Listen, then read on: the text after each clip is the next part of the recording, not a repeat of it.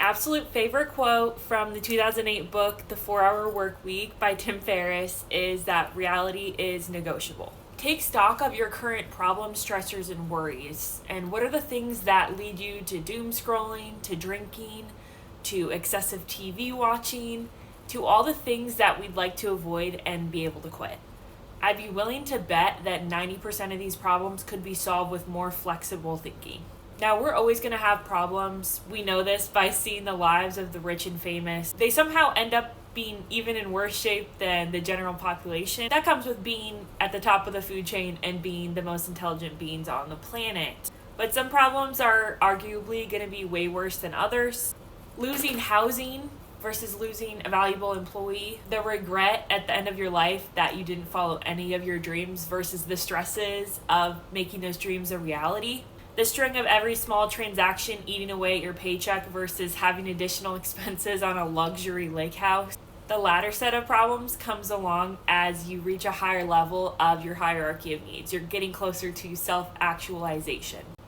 What excuses do you currently have that keep you from learning, dreaming, acting, doing all the things that you know you should be doing?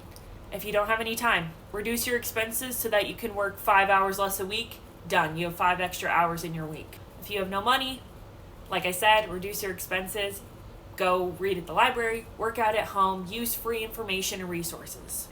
Those objections are easy enough for me to refute and give you some basic ideas. But a lot of the more spiritual, deeper cutting excuses that keep us trapped are much harder for me to address, such as I don't want to be seen as weird or made fun of.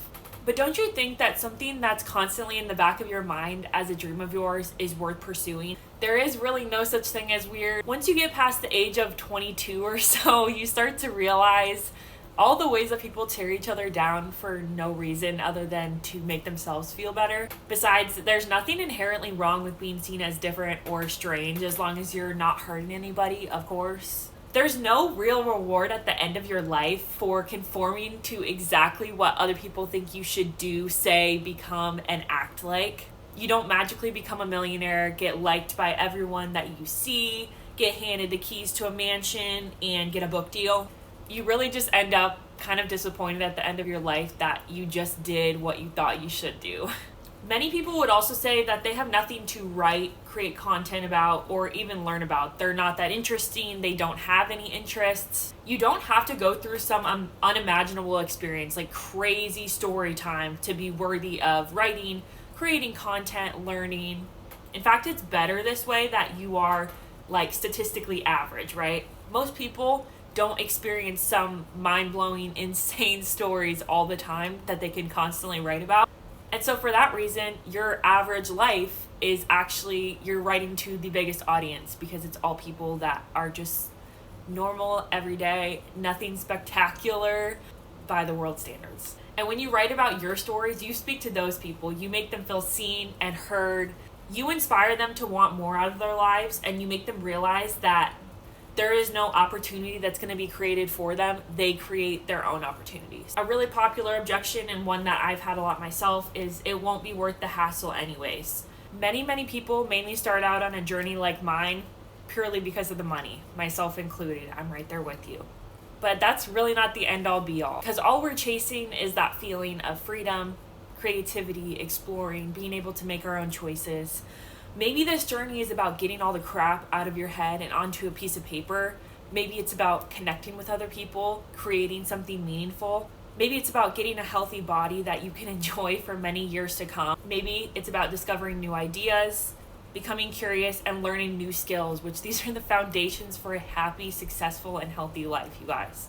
We each have such a unique opportunity to take the intersection of all the things that make you different and create a brand new market. Or not. You don't have to sell anything. This doesn't have to be about money for you.